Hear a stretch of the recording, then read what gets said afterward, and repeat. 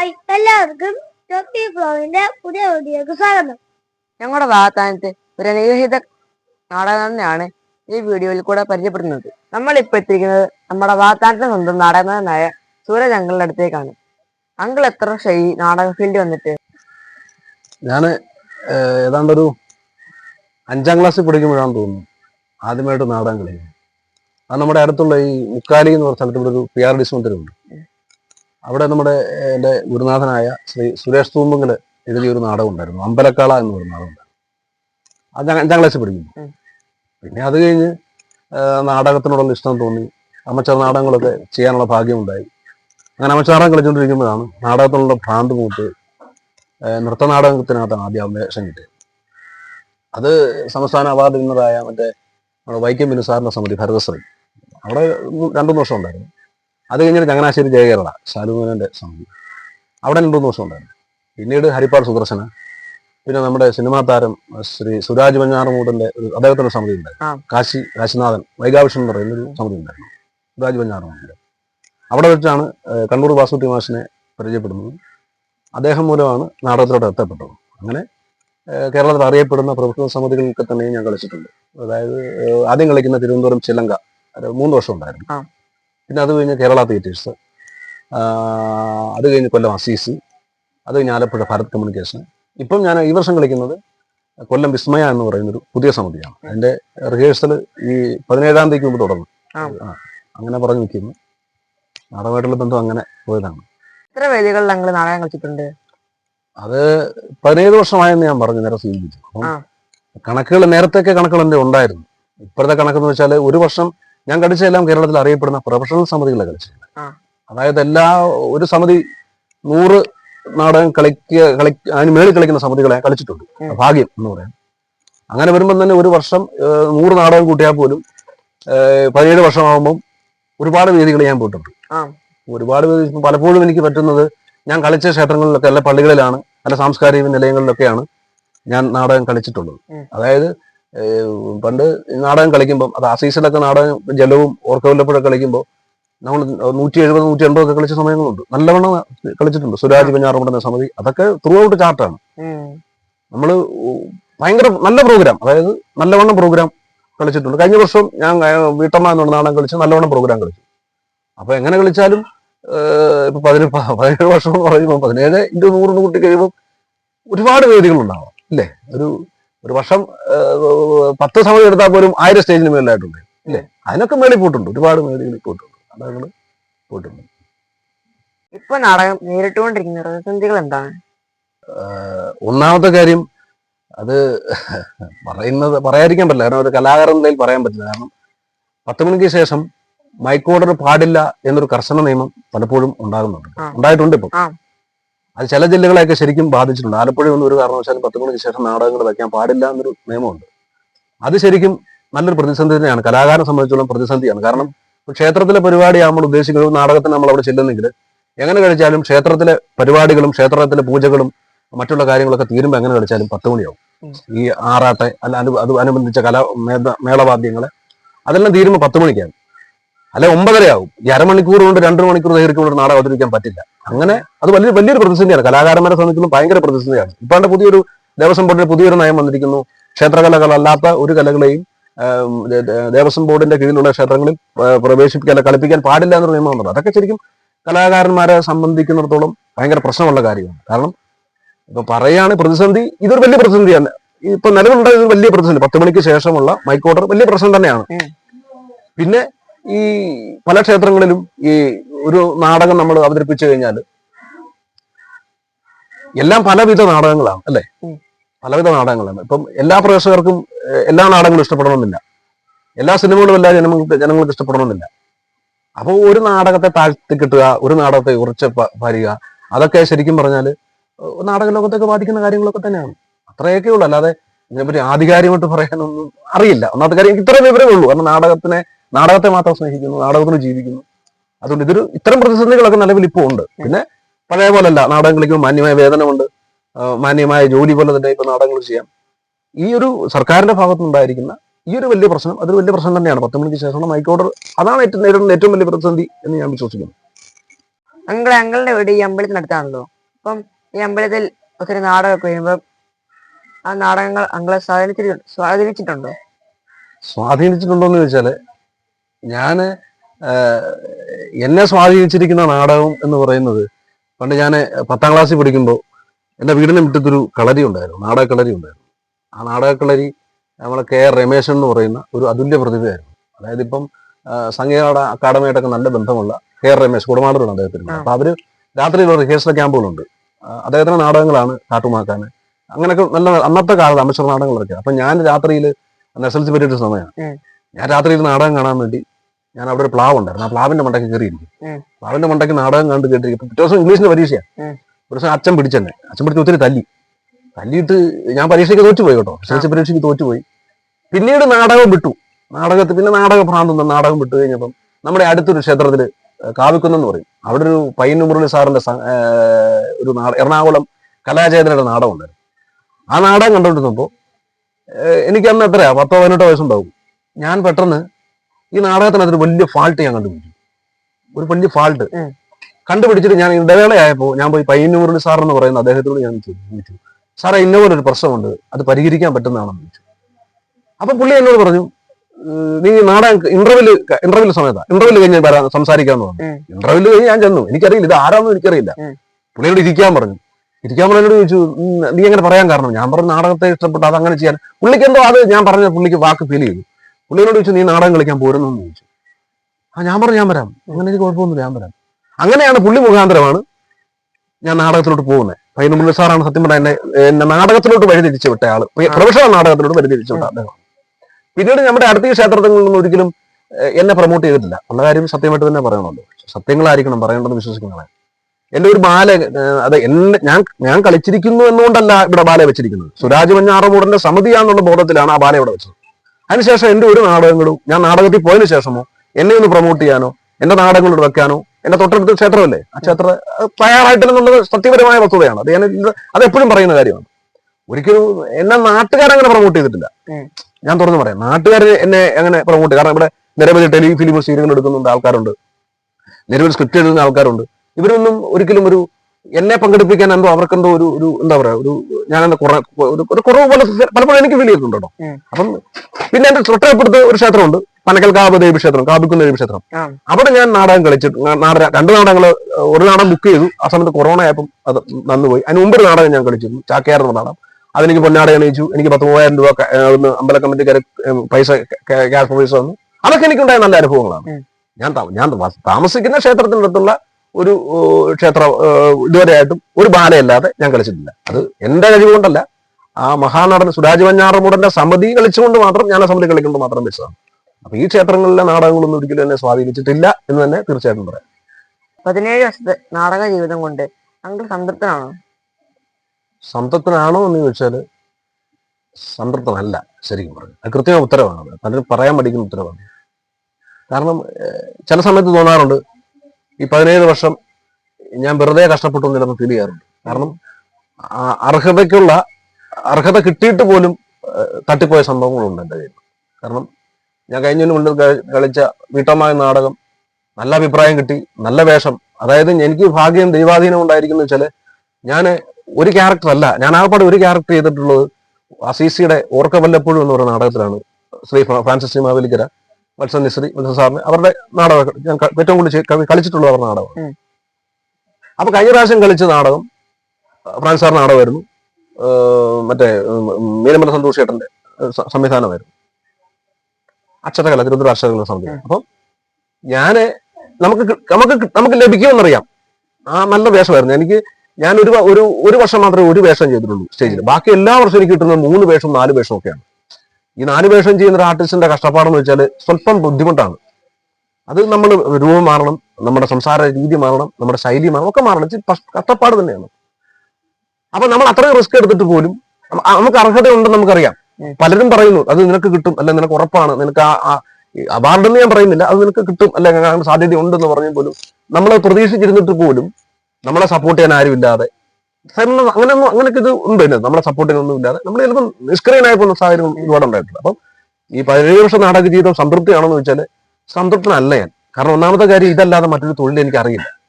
നാടകം ഈ 17 വർഷം എന്ന് പറയുമ്പോൾ എനിക്കിപ്പോൾ 45 വയസ്സ് കഴിഞ്ഞു. അപ്പം ശരിക്കും ഇതിനു വേണ്ടി തന്നെ എന്റെ ജീവിതത്തിന്റെ മുഴുവൻ ഭാഗങ്ങളും ഞാൻ ചെലവാക്കിയ മനുഷ്യനാണ്, നാടകത്തിന് വേണ്ടി തന്നെ. അപ്പൊ എനിക്കൊരിക്കലും സംതൃപ്തി തരുന്ന ഒരു അവസരം ഇവർ ഉണ്ടായിട്ടില്ല, സത്യസന്ധമായിട്ട് പറയണം. പിന്നെ ഈ എല്ലാ വർഷവും ഓരോ സമിതി വിളിക്കുന്നു, നമ്മളവിടെ പോകുന്നു, നമ്മൾ ചോദിക്കുന്ന പ്രതിഫലം അവർ ബാർഗെയിൻ ചെയ്യുന്നു, അതിലൊരു നമുക്ക് ഇഷ്ടപ്പെട്ട ബാർഗെയിൻ നമ്മൾ പോകുന്നു എന്നല്ലാതെ ചില സമയത്ത് നമുക്ക് ബുദ്ധിമുട്ട് തോന്നും. കാരണം ഈ 6 മാസം അല്ലെ 8 മാസം നാടകം കളിച്ചിട്ട് പിന്നെ 2 മാസം നാടകം ഇല്ലാതിരിക്കുമ്പോൾ നമുക്ക് മറ്റു പണി, അപ്പൊ ടൈലിന്റെ പണിക്ക് പോകുന്നു, കൂലിപ്പണിക്ക് പോകുന്നു, നമ്മുടെ കാര്യങ്ങൾ ഓടണം. അതൊക്കെ ശരിക്കും പറഞ്ഞാൽ അതൊരു നമ്മൾ ഇതുകൊണ്ട് നിലനിൽക്കാൻ പറ്റുന്നില്ലല്ലോ, ചിലപ്പോൾ നമുക്ക് ഉപേക്ഷിക്കാൻ തോന്നും. നമുക്ക് നാടകം പിന്നീടും ഇതിനോടുള്ള ഇഷ്ടം കൊണ്ട് വീണ്ടും ഇതിനെപ്പറ്റി ഇതൊന്നും ആരും തുറന്നു പറയില്ല. എല്ലാവർക്കും പുറമോടിയാണ് എല്ലാവർക്കും ഇഷ്ടം. കാരണം ഞാൻ അങ്ങനെ പറഞ്ഞാൽ ശരിയാകുമോ, പക്ഷെ എന്റെ സത്യസന്ധമായ അഭിപ്രായമാണ്. ഞാൻ മറ്റൊരു തൊഴിൽ പഠിച്ചിട്ടുണ്ടായിരുന്നെങ്കിൽ എനിക്ക് പ്രശ്നം വരുന്നില്ല, അത് ഞാൻ ആരെയും കുറ്റപ്പെടുത്തുന്നില്ല, അതെന്റെ തെറ്റത്തില്ല. അപ്പം സംതൃപ്തനാണോ എന്ന് വെച്ചാൽ സംതൃപ്തനല്ല, തുറന്നു പറഞ്ഞാൽ സംതൃപ്തനല്ല. നാടകം രൂപപ്പെടുക എന്ന് വെച്ചാൽ ആദ്യം നല്ലൊരു കഥ രൂപപ്പെടും.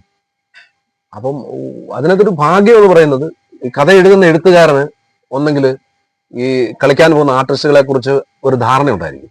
അവൻ ഇന്ന വേഷം കൊടുത്താൽ അവൻ എന്ന് ചെയ്യും, ഇത്ര വേഷം അവൻ ചെയ്യും, ഇന്ന രീതിയിൽ അവനെ കൊണ്ട് നമുക്ക് മോൾഡ് ചെയ്തെടുക്കാൻ പറ്റും. സംവിധായകനും ഇവർ തമ്മിലൊരു കൂടിക്കാഴ്ച ഉണ്ട് ആദ്യം തന്നെ, ഈ നാടക രചയിതാവും സംവിധായകനും തന്നെ. അപ്പൊ അവർ ഇന്ന ആർട്ടിസ്റ്റിന്റെ പേര് നിർദ്ദേശിക്കും, ഈ വേഷം കൊള്ളാം, അങ്ങനെ ഒരു നാടകം രൂപപ്പെടും. അതിനുശേഷം നമ്മളെ നാടക സമിതിയുടെ ഓർഡർ വിളിക്കുന്നു, നമ്മൾ നമ്മുടെ ടേംസ് ആൻഡ് കണ്ടീഷൻ അവർ സമ്മതിക്കുന്നു, നമ്മൾ അവിടെ ചെല്ലുന്നു, അവരൊരു ഡേറ്റ് പറയും, ഇന്ന ദിവസം പൂജ റിഹേഴ്സൽ എന്ന് പറയും.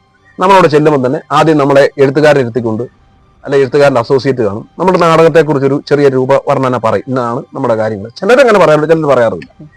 പിന്നെ നമുക്ക് അവിടെ പ്രോമിറ്റ് ചെയ്യാൻ അസോസിയേറ്റ് ഡയറക്ടർ ഉണ്ടാവും, പുള്ളി നമുക്ക് ഈ നാടകങ്ങൾ ആദ്യം പറഞ്ഞു തരും, സ്റ്റേജ് നിർത്തി. അപ്പം ഡയലോഗ് മാത്രം നമ്മൾ പഠിക്കുക.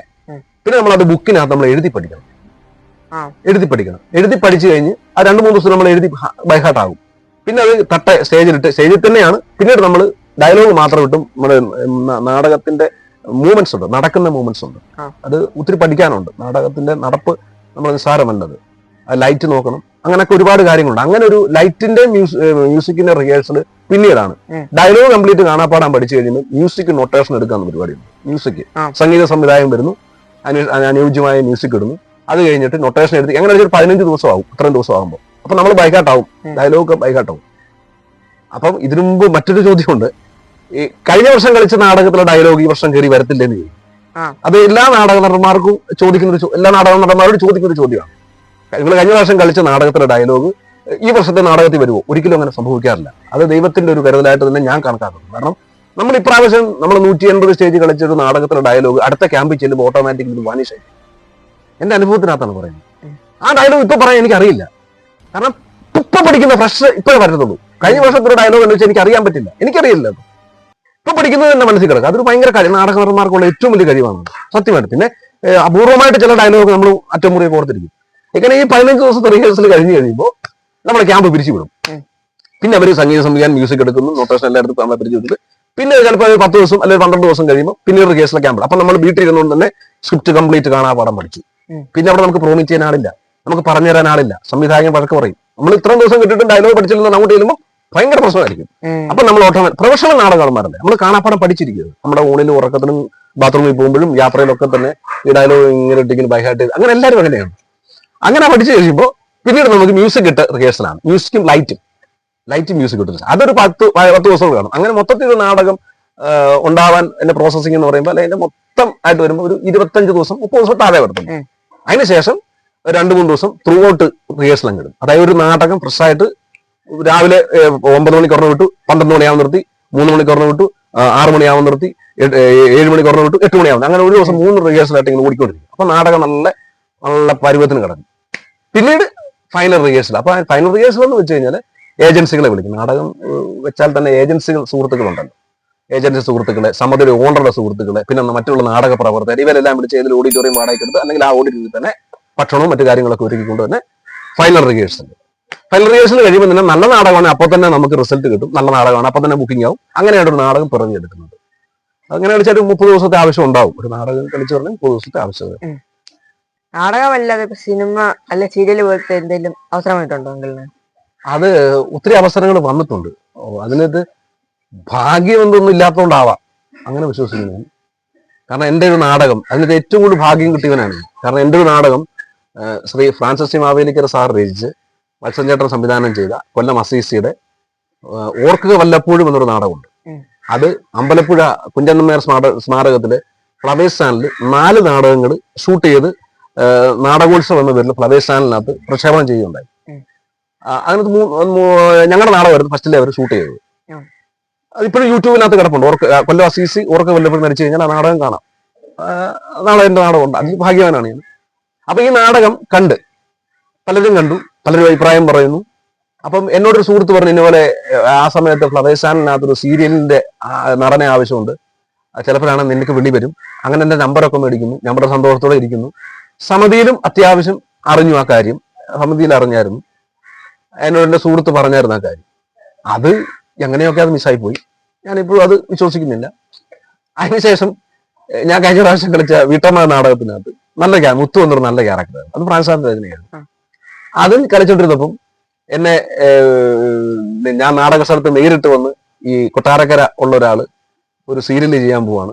അത്ര ഒരു വേഷമാണ്. അതായത് ഈ അമ്മയ്ക്ക് വേണ്ടി ചിതയൊരുക്കുന്ന ഒരു മകന്റെ വേഷമാണ്. അത്ര ഈ ചിത നമ്മൾ ഈ പണ്ട് ഈ ഇതില്ലേ ചിതയൊക്കെ നോക്കുന്ന ഒരാളില്ലേ, ഈ കത്തിക്കുന്ന ശവം കത്തിക്കുന്നത്, അത്ര ഒരു വേഷമാണ്. അപ്പൊ എന്റെ ഫിഗറും അങ്ങനെ തന്നെയായിരുന്നു. കുറ്റി തലമുടിയൊക്കെ ആയിരുന്നു. അപ്പം അത്ര ഒരു വേഷത്തിന് അവർ ഏഷ്യാനെറ്റ് എന്ന സീരിയലിന് വേണ്ടിയാണ് തപ്പിയത്. അപ്പൊ എന്നെ നാടകം കണ്ടു. അവർ 3 പ്രാവശ്യം നാടകം കണ്ടിട്ടാണ് എന്നെ സെലക്ട് ചെയ്യുന്നത് ഏഷ്യാനെറ്റിന് വേണ്ടി. അങ്ങനെ അവർ കൊട്ടാരക്കര നാടകങ്ങളിലേക്ക് അവരവിടെ വന്നു. എനിക്ക് സംസാരിച്ചു. ഞങ്ങൾ തമ്മിൽ ഒത്തിരി നേരം സംസാരിച്ചു. എന്റെ ഫോൺ നമ്പർ മേടിച്ചു. അതിനുശേഷം അവര് അതിന്റെ പ്രൊഡ്യൂസർ എന്ന് പറഞ്ഞാൽ നമ്മുടെ ആളെ വ്യക്തിയും പറഞ്ഞു, പറവൂർ ഭരതൻ എന്ന് പറയുന്ന ഒരു സിനിമാടല്ലേ പറവൂർ ഭരതൻ. പറവൂർ ഭരതന്റെ റിലേഷൻപ്പെട്ട ആളാണ് ഈ എന്നെ വന്ന് കണ്ട് എല്ലാം സംസാരിച്ച ആള്. പറവൂർ ഭരതന്റെ റിലേഷൻപ്പെട്ട ആളാണ്. എല്ലാം സംസാരിച്ച് എല്ലാം ഓക്കെ ആക്കി ഞാനും സന്തോഷിച്ചു. അതിനുശേഷം അവർ നിരന്തരം വിളിക്കുന്നുണ്ടായിരുന്നു. എന്റെ ഫോട്ടോ അയച്ചു കൊടുക്കാൻ പറഞ്ഞു. ഞാൻ എന്റെ ഫോട്ടോ വാട്സാപ്പിനകത്ത് അയച്ചു കൊടുത്തു. പിന്നീട് കുറെ കാലം കഴിഞ്ഞപ്പോൾ അതും എങ്ങനെയൊക്കെയോ അതും ആ സീരിയൽ നടന്നിട്ടില്ലെന്നാ തോന്നുന്നത്. അതിന്റെ പൈലറ്റ് എന്ന് പറഞ്ഞ പരിപാടി ഉണ്ട്. ഈ ആദ്യം തന്നെ സീരിയലിനകത്ത് കാണിക്കുന്ന ഒരു പരിപാടി, ഇന്ന സീരിയൽ വരുന്നു എന്ന് പറഞ്ഞ ചെറിയ സ്ലൈഡ് പോലെ. അതിന് ഇന്ന ദിവസം ഷൂട്ടിംഗ് ഉണ്ടാവും, വരണം എന്നൊക്കെ പറഞ്ഞു. ഞാനപ്പം റെഡിയായി നിൽക്കുകയാണ്. അത് നടന്നില്ല. അപ്പം നമുക്കുള്ള ഭാഗ്യക്കേട് കൊണ്ടാവാം അവസരങ്ങൾ കിട്ടിയിട്ടില്ല. ഇനിയിപ്പോ സീസൺ ആവുമല്ലേ, അപ്പൊ അടുത്ത പ്രൊജക്ട് ഏതാ? അടുത്ത പ്രൊജക്ട് എന്ന് പറഞ്ഞാല് കൊല്ലത്തുനിന്ന് ഒരു പുതിയൊരു സമിതി വരികയാണ്. കൊല്ലത്തുനിന്ന് ഒരു പുതിയ സമിതി വരികയാണ്. കൊല്ലം വിസ്മയ എന്ന് പറയും. അതിന്റെ രചന JK ദാസ് എന്ന് പറയുന്ന അതുല്യ എഴുത്തുകാരനാണ്. സംസ്കൃതി എന്ന് പറയുന്ന നാടക സമിതിക്ക് 2-3 നാടകങ്ങൾ എഴുതിയ ആളാണ്. പിന്നെ സംവിധാനം മനോജ് നാരായൺ സാർ എന്ന് പറയും. KPSC നാടകം ചെയ്തുകൊണ്ടിരുന്ന വളരെ അതുല്യനായ ഒരു നാടക സംവിധായകനാണ്. അവരുടെ കൂടെ ഈ വർഷം, അതായത് ഈ വരുന്ന 17 മുമ്പായിരുന്നു റിഹേഴ്സൽ ഉണ്ടാവും. 10ാം തീയതി റിഹേഴ്സൽ വെക്കാൻ വേണ്ടിയാണ് തീരുമാനിച്ചിരുന്നത്. അപ്പൊ അവിടെ ക്ഷേത്രത്തിൽ ഓഡിറ്റോറിയമാണ് ബുക്ക് ചെയ്തത്. അങ്ങനെ ബുക്ക് ചെയ്തപ്പോൾ അവിടെ ക്ഷേത്രത്തിൽ ഉത്സവം കാരണം മൈക്കിന്റെ പ്രശ്നം കാരണം അവർക്ക് റിഹേഴ്സൽ നമുക്ക് ഇടാൻ പറ്റില്ല. നമ്മൾ സൈലന്റ് ഏരിയ ആണ്. റിഹേഴ്സൽ ഇടുമ്പോൾ നല്ല നിശബ്ദത വേണം. അപ്പൊ അതുകൊണ്ട് 3 ദിവസം ഉത്സവം ഉള്ളതുകൊണ്ട് തന്നെ അതൊന്ന് മാറ്റി വെച്ചു. ചിലപ്പോൾ 14ാം തീയതിക്ക് ശേഷം 17 മുമ്പും ചിലപ്പോൾ റിഹേഴ്സൽ തുടങ്ങാൻ സാധ്യതയുണ്ട്. അപ്പൊ അങ്ങനെ പുതിയ നാടകത്തിന്റെ പേര് ഇമ്പമുള്ള കുടുംബം. അതിൽ നല്ലൊരു വേഷമാണ് പറഞ്ഞിരിക്കുന്നത്. അത് ഈ പറഞ്ഞോണ്ട് നേരത്തെ പറഞ്ഞോണ്ട് തന്നെ 3 വേഷം ഉണ്ടാവും നേരത്തെ തന്നെ പറഞ്ഞിരുന്നു. അങ്ങനെ നിൽക്കുന്നു. 3 വേഷം എങ്ങനെയാണെങ്കിൽ പെട്ടെന്ന് മാറി അല്ലെ ചേഞ്ച് ഒക്കെ ചെയ്ത് വരുന്നത്? അത് 3 വേഷം ചെയ്യാന്ന് വെച്ചാൽ നമുക്ക് ആദ്യം റിഹേഴ്സൽ ഒക്കെ ആകുമ്പോൾ തന്നെ നമുക്കൊരു ചിലപ്പോൾ ഒരു 4 മിനിറ്റ് അല്ലെങ്കിൽ 5 മിനിറ്റ് ടൈം നമുക്ക് ഉണ്ടാവും. അത് സംവിധായകന്റെ കഴിവാണ്. ഇന്ന വേഷം ചെയ്യുമ്പോൾ അപ്പൊ അതിനുള്ള ഗ്യാപ്പ് നമുക്ക് കിട്ടിയിരിക്കും. അപ്പൊ നമ്മൾ ആദ്യം ഒരു അമ്പലപ്പറമ്പിൽ അല്ലെങ്കിൽ പള്ളിപ്പറമ്പിൽ അല്ലെങ്കിൽ സാംസ്കാരിക കേന്ദ്രം ചെന്ന് കഴിഞ്ഞാൽ നമ്മളെ കോസ്റ്റ്യൂമായി തന്നെ കെട്ടിയിടും. അവിടെ തുണി കംപ്ലീറ്റ് കെട്ടിയിടും തന്നെ. നമുക്ക് അടുത്ത വേഷത്തിനുള്ള, അതായത് നമുക്ക് ടൈമില്ല, നമുക്ക് തന്നെ അറിയാം. നമ്മളെ സഹായിക്കാൻ ആരുമില്ല. എല്ലാവരും ഇപ്പം സാധാരണ 4-2-6 പേരാണ്. 4 നാടകടന്മാരും 2 ഫീമെയിലും ആണുള്ളത്. ഇപ്പം അങ്ങനെയാണ്. നമ്മളെ സഹായിക്കാൻ അവർക്ക് സമയമില്ല. അപ്പൊ നമുക്ക് കൊണ്ടുപോകേണ്ട നമ്മൾ ആ അടുത്ത വേഷത്തിൽ എടുക്കേണ്ട സാധനങ്ങൾ കറക്റ്റ് ഓർഡർ അനുസരിച്ച് അപ്പം പോലീസുകാരനാണെങ്കിൽ ലാത്തി തൊപ്പി എല്ലായിടത്തും വെച്ചിരിക്കും. നമ്മുടെ സാധനങ്ങൾ കറക്റ്റ് സ്റ്റൂളിലാണ്. അത് കറക്റ്റ് ഡെസ്ക് നമ്മൾ എടുത്ത് വെച്ചിരിക്കും. അടുത്ത ഒരു സെക്കൻഡ് നമുക്ക് കളയാനില്ല. ഫാസ്റ്റ് ആയിരിക്കും നമ്മൾ. അതുകൊണ്ട് പെട്ടെന്ന് നമ്മൾ എടുക്കുന്നു വെച്ച് മറ്റാരും നമ്മൾ ശ്രദ്ധിക്കാനില്ല. ചില വേഷങ്ങൾക്ക് വെച്ചാൽ നമ്മളിപ്പം ഈ പാൻറ് ഇട്ടുകൊണ്ട് ചിലപ്പം പുറത്ത് മുണ്ടെടുത്തുകൊണ്ട് അത് നമുക്ക് ഈസിയാണ്, നമുക്ക് ചെയ്യാം. അത് നമ്മൾ സ്വായത്തമാക്കുകയാണ്. നമ്മുടെ സ്പീഡ് നമുക്ക് അതന്നെ ഏറ്റവും കൂടുതൽ സ്പീഡ് ആക്കാൻ എനിക്ക് പറ്റിയുള്ള ബാലയിൽ നൃത്തനാടകത്തിൽ പോകേണ്ടതാണ്. നൃത്തനാടകം എന്ന് പറയുന്നത് എങ്ങനെ വെച്ചാലും ഒരാൾക്ക് 8 വയസ്സ് വരുന്നതാണ്. ഭടനായി കാണും, രാജാവായി കാണും, മന്ത്രിയായി കാണും, ആസുരനായിട്ടൊക്കെ കാണും. അപ്പൊ പെട്ടെന്ന് കോസ്റ്റ്യൂം മാറുന്ന നാടകത്തെക്കാട്ടിൽ ഒരുപാട് കോസ്റ്റ്യൂംസ് ആണ് നൃത്തനാടകങ്ങൾക്കുള്ളത്. നാടകത്തേക്കാൾ ഒരുപാട് കോസ്റ്റ്യൂംസ് ആണ്. ഇതുകൂടി നമ്മൾ ടൈം കൃത്യമായി കഴിഞ്ഞാൽ നാടകത്തിനകത്ത് വളരെ ഈസി ആയിട്ട് ചെയ്തു വിടാൻ പറ്റും. അങ്ങനെ നമുക്ക് പറ്റും. എന്റെ അനുഭവം പറഞ്ഞിട്ടോ, മറ്റുള്ളവർക്ക് എനിക്കറിയില്ല. എനിക്കിത് ഭയങ്കര ഈസി ആയിട്ട് നടന്നു പോകാൻ പറ്റും. അങ്ങനെ ഞങ്ങളുടെ കുടുംബത്തെ പറ്റി പറഞ്ഞില്ല. അപ്പം അതുകൂടെ പറയാമോ? പറയാമല്ലോ. അച്ഛൻ ഉണ്ടായിരുന്നു, അച്ഛൻ മരിച്ചുപോയി. അമ്മയുണ്ട്, വൈഫുണ്ട്, എനിക്ക് 3 മക്കളുമുണ്ട്. മൂത്ത മകൻ വൈഫ് ഹൗസിലാണ് നിൽക്കുന്നത്, പഠിച്ചുകൊണ്ടിരിക്കുകയാണ്. പഠിച്ച് ജോലി കൂടെയാണ്. പിന്നെ 2 മക്കളുണ്ട്. ഒരാള് 8ാം ക്ലാസ്സിൽ പഠിക്കുന്നു, ഒരാൾ 2ാം ക്ലാസ്സിൽ പഠിക്കുന്നു. ആണും പെണ്ണും, 2 ആണ്, 1 പെണ്ണും. വൈഫിന് ചെറിയൊരു ജോലിയുണ്ട്. വൈഫ് ഒരു കലാകാരിയാണ്, ഡാൻസ് ടീച്ചറാണ്. ഇപ്പൊ നമ്മുടെ അടുത്ത് ഉണ്ണാമറ്റ സ്കൂളിൽ അവള് പഠിപ്പിക്കുന്നുണ്ട്. പിന്നെ തിരുവല്ല YMC സ്കൂളിൽ സ്ഥിരമായിട്ട് ജോലിയായി. അതുകൊണ്ട് ഇങ്ങനെ കുഴപ്പമില്ലാതെ ഇങ്ങനെ അങ്ങ് പോകുന്നു. നിങ്ങളെ വളരെ നന്ദിയുണ്ട് ഞങ്ങളുടെ വ്ലോഗിൽ വന്ന് നിങ്ങളുടെ അനുഭവങ്ങളെല്ലാം പറഞ്ഞു. സന്തോഷം.